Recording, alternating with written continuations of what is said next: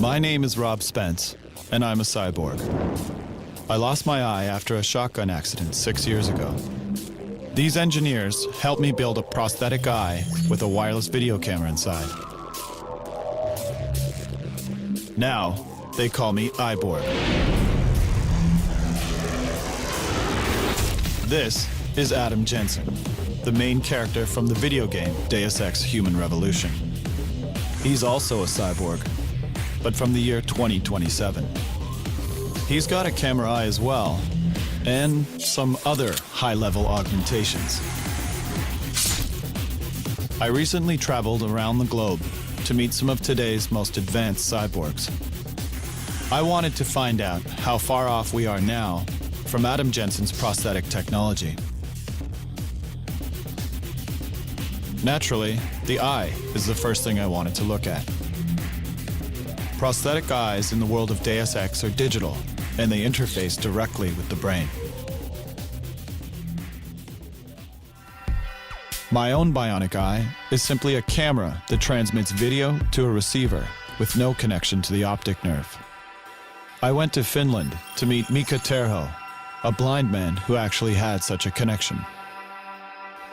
I was involved in a research project in November 2008. I was in the surgery and there was a chip implanted underneath my retina. It was a test version that I had. I knew that it was only about 3 months' time that I will have the chip. The retinal chip is very small in size. It's a 3 by 3 millimeters. It's placed right underneath the retina in order to replace the broken photoreceptors. And it's curving like, a little bit like this way. Yeah. Oh, it's okay. It must be a banana. I mean, that's what it looks very small. Adam's eyes don't just restore vision. They also add situational data, known as augmented reality, also called Terminator vision. Augmented reality is the superimposition of data onto the world that you see. For instance, we have a firefighter mask. It's in prototype right now that allows the firefighter to get some essential data today.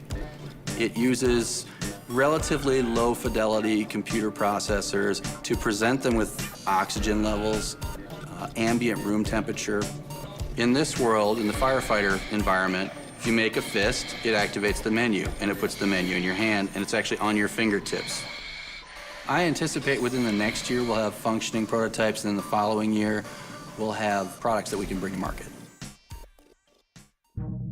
Adam's eye is a combination of a video prosthetic that replaces his eyeball, like my own, that is connected to his optic nerve, like Mika's retinal chip, and that incorporates augmented reality, like Tanagram Partners' Fire Mask.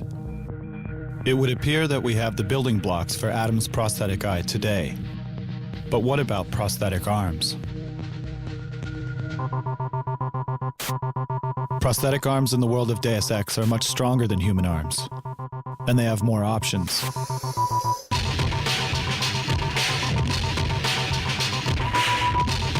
They're more accurate, and they even help you play piano better. Meet Jason Henderson from West Virginia and Kieran McCammon from California.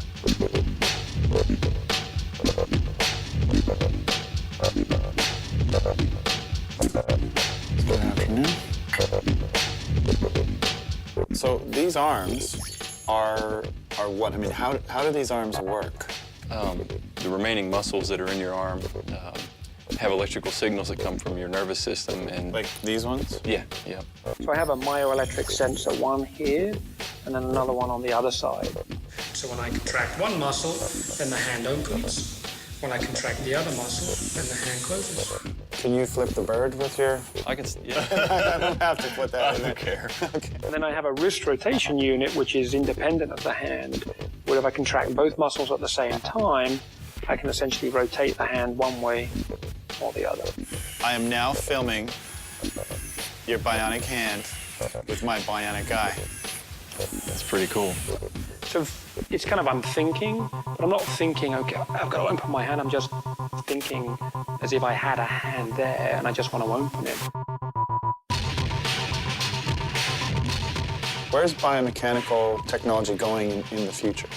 You know, I think this has laid a good foundation with the product line such as the iLim, and I don't know if it'll be robotics that ultimately replace missing body parts, but genetically, I mean, I can see it becoming very quick, you know, next decade or so. Like growing actually. clone Genetic, yeah. arms of your own body? Yeah, like yeah, I can just see growing other Jason arms and seeing if they attach them? Yeah, I mean, if you plot out, you know, the most famous, I think, Moore's Law, and you just plot the speed, the processing speed of CPUs, you get an exponential curve. Where every 18 months, biomechanical devices double in their capabilities, in how better they are in terms of being close to the human body. Weapons, that would be an interesting one.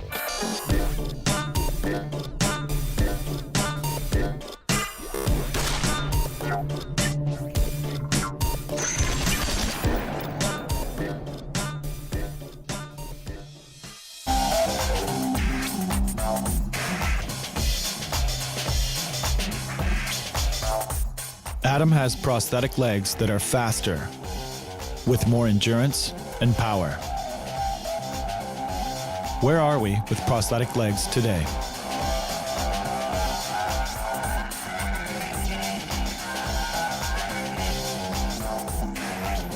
I met with David Johnson, a research and development engineer at Össur, a world-leading prosthetic legs company in Iceland. And this is Staff Sergeant Heath Calhoun from Tennessee in the United States, who is actually pretty quick.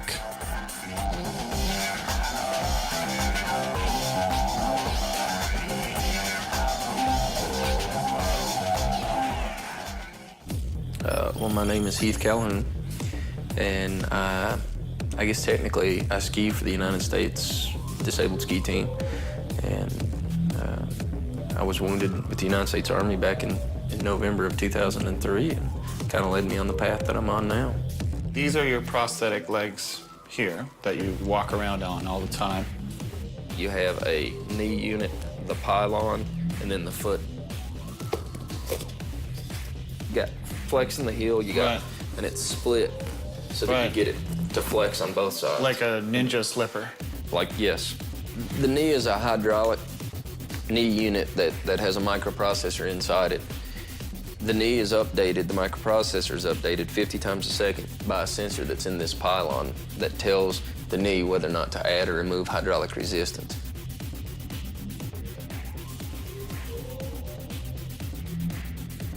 Yeah, I'd really like to see a leg that will do stairs.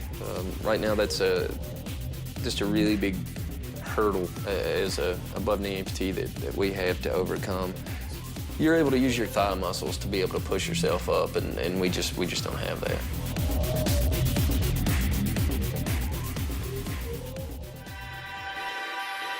At Össur Prosthetics in Iceland, they've developed technology that addresses this problem, the power knee.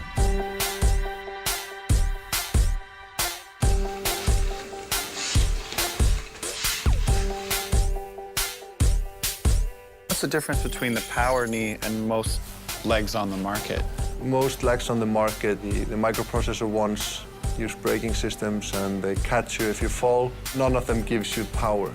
So for example, standing up from a chair, sitting position, going upstairs. The power knee assists me in getting closer to a normal walking style. As somebody who's at a company developing this stuff, do you find that technology is moving more quickly as time goes on? Yeah, I think technology moves more quickly now. At the moment, it's more a matter of what you can imagine. I mean, who says that a normal human leg is the optimal thing for you? I mean, the species evolved to this leg that we have now, but who says that's the end of the line? You're shaking like crazy. So you realize the last time I shot a gun, I blew this eye out, right? Quit shaking. That was close.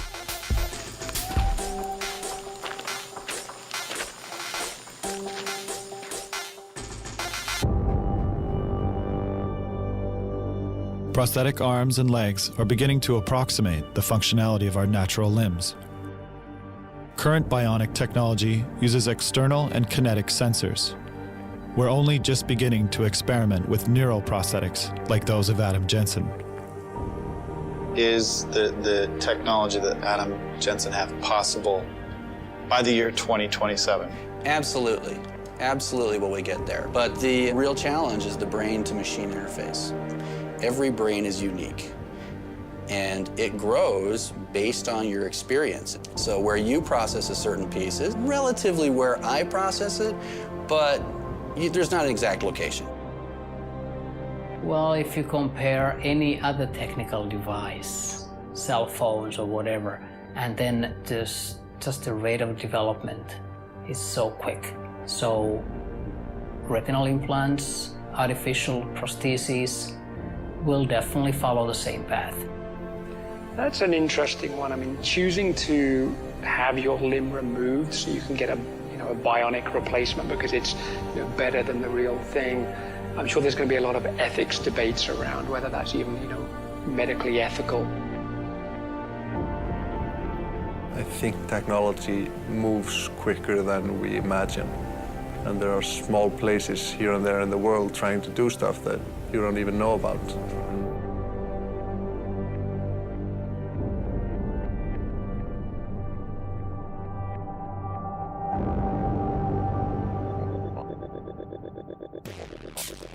Technology's moving so rapidly, many theorists are saying we're on the verge of fundamentally changing as human beings. In the meantime, for those of us missing parts of our bodies, we'll keep exploring and upgrading. It's possible we are the pioneers of a new cybernetic age, not unlike the world of Deus Ex Human Revolution.